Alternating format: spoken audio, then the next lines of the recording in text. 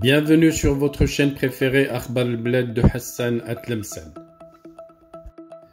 Après une semaine, les Jeux méditerranéens de Wahran 2022 ont enregistré des gaffes, des erreurs très graves de la part des organisateurs, des citoyens algériens chargés de l'organisation qui ont commis erreur après erreur, de graves dépassements à l'encontre des athlètes des pays participants, à l'encontre des délégations participantes, à l'encontre même du comité international.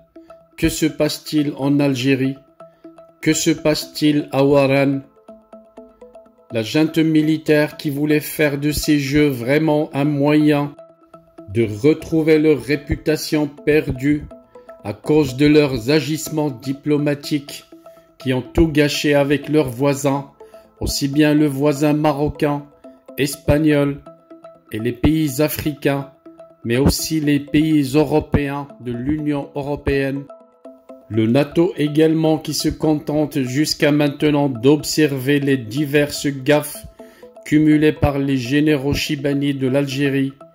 On s'attendait à ce que les Chibani fassent un grand effort d'organisation pour mettre à l'aise les différentes délégations. On s'attendait à ce qu'ils mettent beaucoup d'efforts pour veiller à ce qu'il n'y ait aucun incident.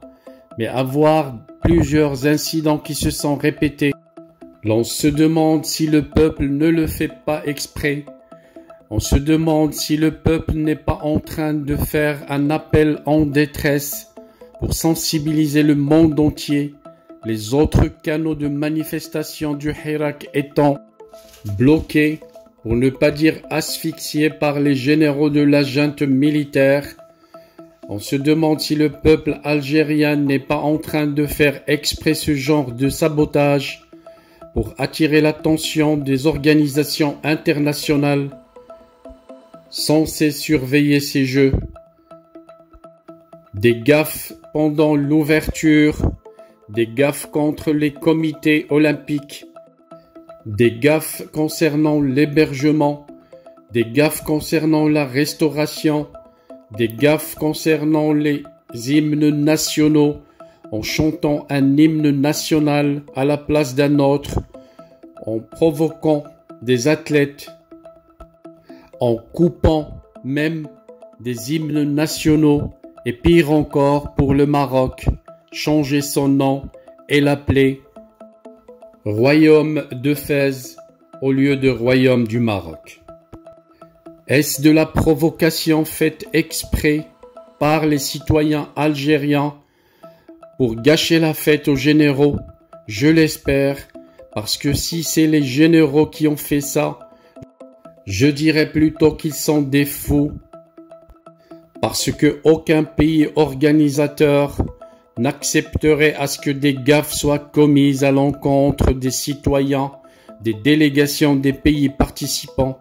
Au contraire, chaque pays, quand il organise une fête, il veille à ce que tout le monde revienne chez lui très content, avec de très beaux souvenirs, pour améliorer l'image de marque du pays organisateur.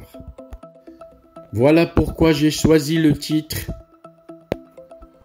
celui d'un Hirak secret pacifique, à défaut de pouvoir mener un Hirak dans les bonnes règles, un Hirak que les autorités de la junte militaire empêchent à tout prix pour éviter à ce qu'il soit dévoilé au monde entier. Dans un rapport très sévère, le secrétaire général des Jeux méditerranéens a envoyé un blâme aux organisateurs en Algérie en déplorant un épisode inacceptable et sans précédent dans l'organisation algérienne.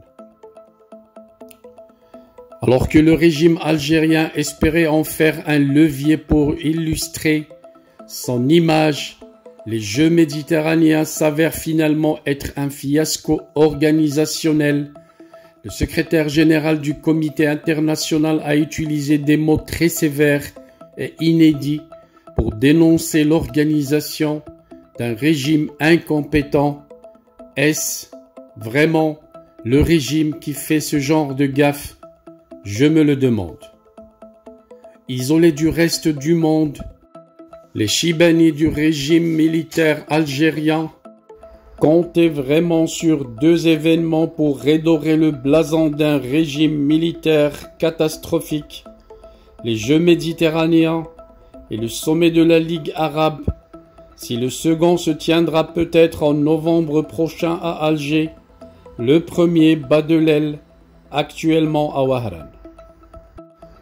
Cette manifestation majeure, la première organisée par l'Algérie depuis des décennies, devait servir de cache-misère pour les Tebboune et Chingriha et autres Chibani qui cherchent à tout prix à cacher leurs déboires politico-économiques et tourner la page du Hirak, où ils étaient la cible favorite des slogans du peuple algérien. Mais au final, la montagne a accouché d'une souris et on dirait que le Hirak a changé de style en se transformant de Hirak sur la rue à un Hirak de sabotage de tous les désirata des Chibani militaires. Ces jeux ont rapidement tourné au fiasco dès la cérémonie d'ouverture, comme le fait savoir le Comité international des Jeux méditerranéens via une lettre adressée au président du comité d'organisation des Jeux méditerranéens d'Wahran, Aziz Derouaz. À notre regret, nous devons souligner les insuffisances organisationnelles importantes et fondamentales qui ont créé des impressions extrêmement négatives sur les membres de la famille méditerranéenne et ont provoqué de vives réactions, lâche d'emblée le secrétaire général de la Commission internationale des Jeux méditerranéens. Selon ce responsable grec, Lakovos Philipposis, le plan de transport a été un échec total, ce qui a empêché une 60aine de personnes du comité exécutif, des présidents et secrétaires généraux des comités olympiques et des fédérations internationales, ainsi que d'autres invités de marque de la famille méditerranéenne, d'arriver au stade à temps. Une fois arrivés difficilement, ils n'ont pu y trouver refuge qu'après de nombreuses heures, ayant été gravement menacés de leur sécurité devant les portes d'entrée et sans pour autant avoir pu assister à la cérémonie. Des invités de marque ont été abandonnés à eux-mêmes au milieu du public général, arrivés en masse, et ont dû entrer en force dans le stade, en l'absence totale d'une voie d'entrée préférentielle dédiée à la famille méditerranéenne. Outre leur statut, ce sont des femmes, des enfants, des personnes âgées et des personnes vulnérables, rajoute Philipposis. Le secrétaire général du Comité international des Jeux méditerranéens évoque notamment un épisode inacceptable et sans précédent qui offense ouvertement le Comité international des Jeux méditerranéens et la famille sportive méditerranéenne. Autrement dit, depuis que les Jeux méditerranéens existent, ce comité n'a jamais vu un tel chaos organisationnel. Cette phrase définit à elle seule l'impéritie structurelle d'un régime qui sait faire une seule chose: encaisser l'argent de la rente des hydrocarbures. Et ce n'est pas fini. Le Comité international des Jeux méditerranéens souligne également l'absence totale sans précédent de bénévoles, ainsi que l'incapacité de subvenir aux besoins basiques de nos membres en termes d'assistance médicale et d'approvisionnement en eau.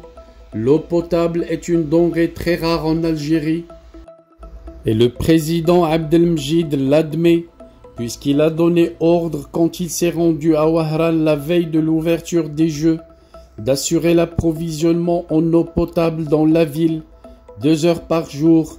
Ce n'est pas une blague. L'ordre du président Abdelmjid est documenté en son et en images. Philipposis précise par ailleurs que les impressions de la famille méditerranéenne au sujet de l'organisation sont extrêmement négatives et pour certains même traumatisantes, espérant qu'un tel incident absolument inacceptable et pour lequel le Comité international des Jeux méditerranéens ne porte aucune responsabilité, ne mettra pas en péril la participation de nos comités nationaux d'organisation, membres aux prochaines éditions des Jeux méditerranéens. En d'autres termes, la junte algérienne va peut-être réussir l'exploit de dégoûter les peuples méditerranéens des Jeux. Est-ce ce que désirait la junte militaire? Non, absolument non. Que s'est-il donc passé? Impossible de penser qu'ils sont bêtes à ce point. Ils doivent eux-mêmes certainement être furieux de ce qui est en train de se passer. Qui sabote donc leurs jeux, les jeux sur lesquels ils comptaient? Que fait le peuple algérien en ce moment? Le peuple wahrani, le petit fonctionnaire wahrani, qui devait participer à l'organisation, être discipliné, être compétent, être efficace, il ne l'a pas été. L'a-t-il fait exprès? C'est ce que je soupçonne, c'est ce que je pense.